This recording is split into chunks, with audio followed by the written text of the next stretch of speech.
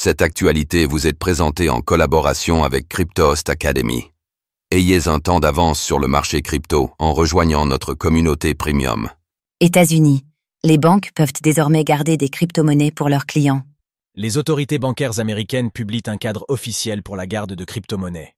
Les banques pourront offrir ce service, à condition de respecter des règles strictes de sécurité et de conformité.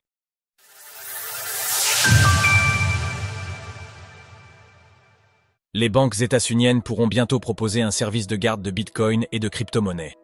Depuis de nombreuses années, les enthousiastes des crypto-monnaies annoncent que l'adoption institutionnelle rendra leur utilisation plus accessible.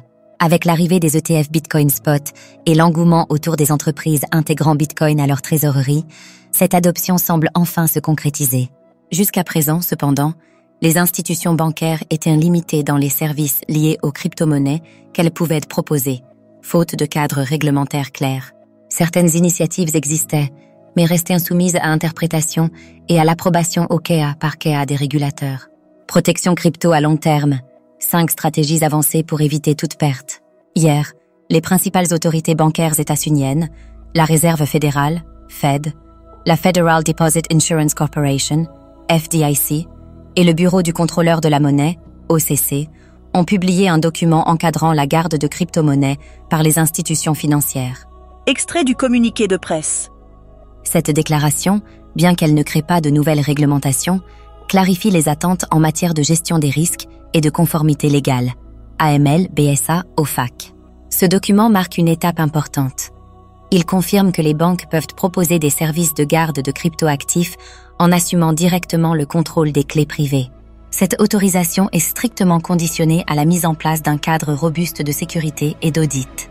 Les régulateurs insistent et avertissent sur la complexité technologique, les risques de cybersécurité et la volatilité des actifs, tout en rappelant que les banques restent responsables des actions de leurs sous-traitants.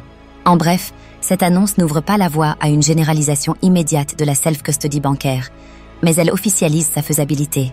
Cependant, l'adoption de Bitcoin par les institutions bancaires ouvre aussi la voie à certaines dérives que Satoshi Nakamoto cherchait précisément à éviter en créant cette blockchain. Pourquoi confier ces bitcoins à une banque est probablement l'une des pires idées. Détenir ces bitcoins via une banque présente des risques comparables à ceux d'une plateforme d'échange, avec en plus le risque systémique propre au système monétaire traditionnel. L'histoire de Bitcoin a démontré que faire confiance à un tiers pour la garde de ces BTC est souvent une erreur. Mt. Gox, Bitcoinica et FTX en sont témoins. Autant d'exemples où la sécurité a failli, malgré la réglementation et les audits. Confier la garde de ces bitcoins à une banque traditionnelle, c'est s'exposer non seulement au risque de piratage ou de censure, mais aussi à ceux propres au secteur bancaire. Bank runs, faillites, gel des avoirs. Lehman Brothers et la Silicon Valley Bank en sont témoins. Autant d'exemples où la sécurité a failli, malgré la réglementation et les audits.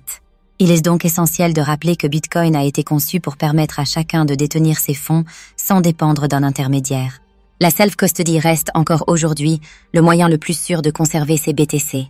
Retrouvez toutes les actualités crypto sur le site cryptost.fr.